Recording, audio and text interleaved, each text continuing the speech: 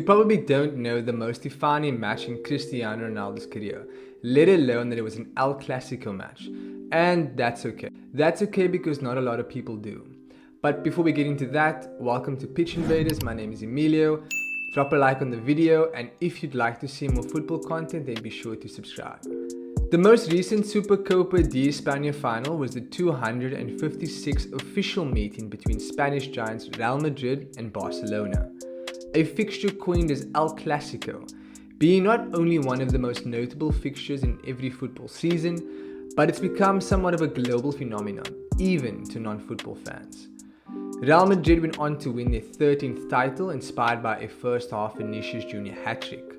And as can be seen by this clip of the Brazilian winger reminding the Barcelona bench of the score, it's usually a hotly contested fixture. With all of that being said, there was a period not too long ago where the fixture reached an unparalleled level from 2010 to 2012, especially in the 2010-2011 season, as both teams went head-to-head on all fronts, both domestically and on the European stage.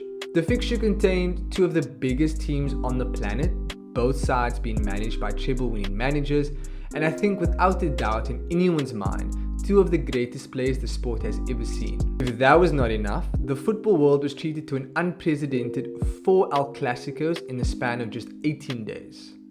However, there is one El Clasico that completely stands out to me as a football fan, and we can argue can be seen as career-defining for Cristiano Ronaldo. The 2011 Copa del Rey Final. So you might remember this match for Ronaldo winning his first trophy at Real Madrid, or you might remember this match for Guardiola's Barcelona falling 1/3 short of yet another historic treble. But we need to remember this match for a completely different reason. This is because despite having 3 traditional strikers available and fully capable in Benzema, Higuain and Adebayor, Jose Mourinho opted to leave all 3 on the bench for something the football world had not seen before. Playing in that number 9 role, Cristiano Ronaldo. Mourinho's reasoning for this was very simple. Barcelona had what even could be considered back then the best right back of all time, Dani Alves. You see, Dani Alves wasn't your typical fullback. The guy was a genuine attacking threat under Pep's Barcelona that will always be remembered for its tiki-taka style of football.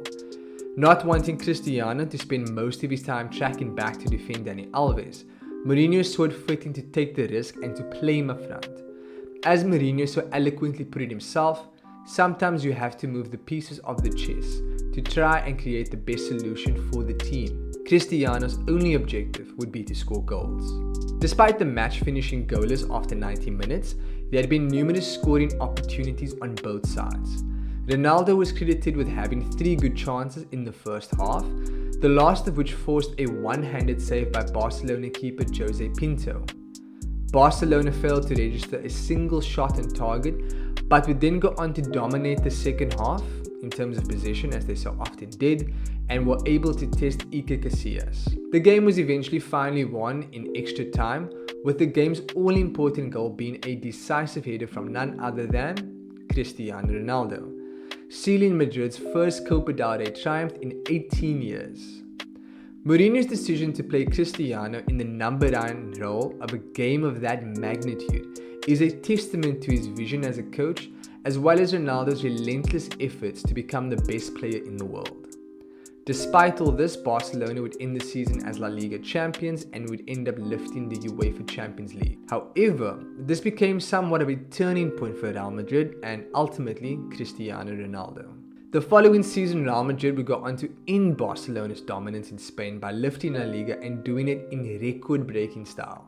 It was their 32nd league title, amassing 100 points, scoring 120 goals with a goal difference of 89, 32 wins overall with 16 away games won. Ronaldo himself became the fastest player in history to reach 100 goals in the league, reaching 101 goals in 92 appearances, surpassing the great Puskás. Ronaldo also set a new club mark for individual goals scored in a year and became the first player ever to score against all other 19 opposition teams in the season in that league. The newspapers termed this season as La Liga dos Records, the League of the Records. Real Madrid would go on to experience a new era of dominance in Europe, winning 5 Champions League titles in the span of just 9 years, which would be considered ridiculous itself. But of those 5 titles, there was a three-peat as well, which was under Zinedine Zidane, in which Ronaldo became the best player in the world and would then be known as Mr. Champions League. Ronaldo went on to become the greatest goal scorer of all time, and some might even argue, including myself, the greatest player of all time. And there's no denying that the El Clasico that took place in the 2011 Copa Del Rey Final was a defining moment for his career. And there you have it, guys, the most defining match in Ronaldo's career. Thank you guys so much for watching. If you'd like to learn about a lesser known striker that also played under Jose Mourinho, then be sure to click on the video you see on the screen.